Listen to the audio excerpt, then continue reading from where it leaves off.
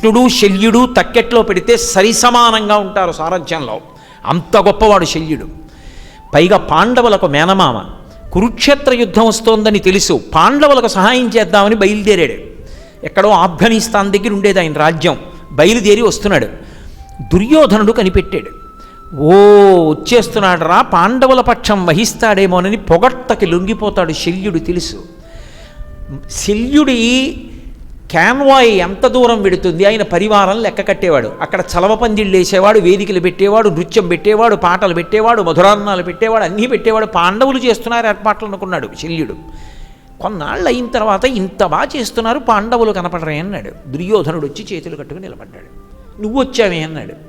మీరు మహానుభావులు, మీలాంటి సారథి ఎక్కడున్నాడు? విలాస విద్య అంత గొప్పగా నేర్చుకున్నారు. మీ వంటి ఉత్తముడు ఎక్కడ దొరుకుతాడు? ఏ పాండవులకు మేనమామ అయితే నాకు కాదా? అందుకే గౌరవంగా వచ్చాను. ఇవన్నీ నేను చేయడం నా అదృష్టం మీ వంటి మహాపురుషులకన్నాడు. అంతే పొంగిపోయాడు. ఎందుకు బయలుదేరాడు? పాండవులకు ఉపకారం చేద్దామని. పొగట్టలకి లొంగిపోయి అన్నాడు, నీకేం కావాలి చెప్పి ఇచ్చేస్తానన్నాడు. చటుక్కున దుర్యోధనుడు అన్నాడు, మా పక్షంలో ఉండండి అన్నాడు. తప్పకుండా ఉంటానన్నాడు. పొగిడాడు కదూ, మత్తు అది పరమ ప్రమాదకరమైన మత్తు పొగట్ట. తప్పకుండా వస్తాను, నీ పక్షంలోనే ఉంటాను. వెళ్ళిపోయాడు దుర్యోధనుడు. ధర్మరాజు అంతకన్నా తెలివైనవాడు. వెళ్ళవలసింది పాండవుల దగ్గరికి కదూ, వెళ్ళాడు. ధర్మరాజు గారు అంతకన్నా వినయంగా ప్రవర్తించాడు. పైన కూర్చోబెట్టాడు. లోకంలో అన్నిటికన్నా మత్తు కల్పించే వాటిల్లో ఒకటేమిటో తెలుసా? మీరు చెప్పకపోతే ఎవరు చెప్తారు సార్? మీరు చెప్పండి సార్, మేము వింటామన్నారు అనుకోండి, వాడికి ఏం తెలియకపోయినా నన్ను చెప్పమన్నారు నాకే తెలుసు అని చెప్పడం మొదలెడతాడు. నాలా అదో మత్తు. అందుకని మీరు చెప్పండి మేము వింటామన్నారు పాండవులు. చెప్పడం మొదలెట్టాడు శల్యుడు. అన్నీ తెలుసున్నా ఏమీ తెలియని వాళ్ళ కూర్చుని విన్నాడు ధర్మరాజు గారు.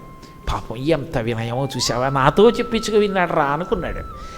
అన్నీ విన్నాడు. భస్మాసుర నాటకం చూపించాడు. అన్నీ అయిపోయిన తర్వాత మళ్ళీ పొంగిపోయాడు కదా, అలవాటు. ఏం కావాలి చెప్పిస్తానన్నాడు. మిమ్మల్ని ఇబ్బంది పెట్టనండి, ఇంతకుముందు ఈ మాట కౌరవులతో కూడా అన్నారుగా, దుర్యోధనుడి పక్షంలో ఉంటానన్నారుగా, నేను మిమ్మల్ని ఇబ్బంది పెట్టి మా పక్షంలో ఉండమని చెప్పాను. అవతల పక్షంలో ఉండండి కానీ మనసు మాయందు పెట్టండి. అక్కడ ఉండండి, మేం గెలిచేట్టు చూడండి. మేనల్లుడు మీకు పాండవుల్లో ఉన్నాడు, ఇది గుర్తుపెట్టుకోండి చాలన్నాడు. ధర్మరాజా గుర్తుపెట్టుకుంటాను తప్పకుండా అన్నాడు. ఏమైంది? మనసు పాండవుల దగ్గర, మనిషి కౌరవుల దగ్గర. నిజంగా యుద్ధానికి వెళ్ళాడు. చేయగలడా మనసు పెట్టి?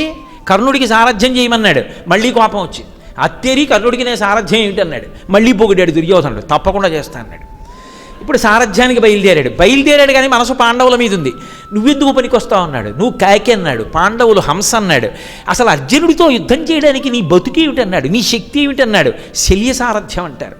ఇలా తిడుతుంటే వచ్చిన అస్త్రాలు కూడా మర్చిపోయాడు కర్ణుడు.